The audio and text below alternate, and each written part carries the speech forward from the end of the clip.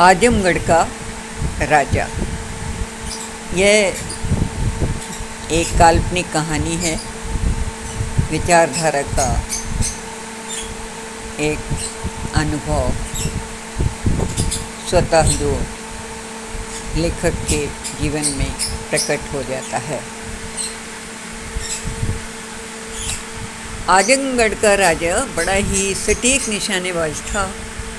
उड़ती चिड़िया के पंख के किस भाग में निशाना लगाना है वह लगा सकता था। एक बार एक चिड़िया कहीं से उड़कर आई और बाग में बैठे राजा के कंधे पर बैठकर उसके वस्त्रों से एक नग चोंच में दबाकर उड़ गई।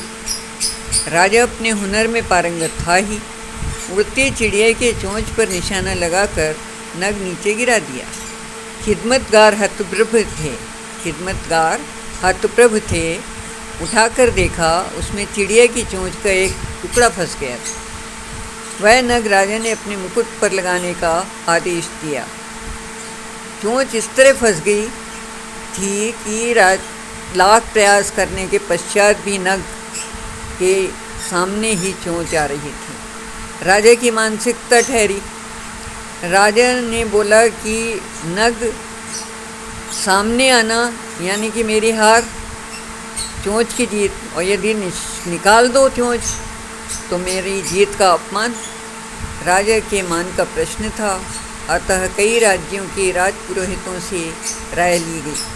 सुजानगढ़ के एक प्रकांड पंडित को ज्योतिषी का बड़ा अनुभव था, बहुत ज्ञानी थे वो।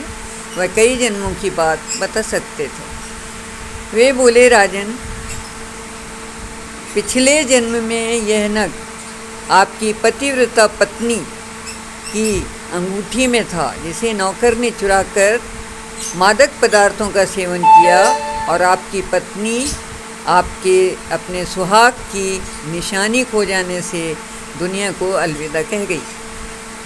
तो हे राजन, चिड़िया आपकी पत्नी है और यह नौकर, वह जो मुकुट में नग लगे जड़ेगा, वह नौकर है। निर्णय आपको करना है, आपकी पत्नी विजयी हुई या आप।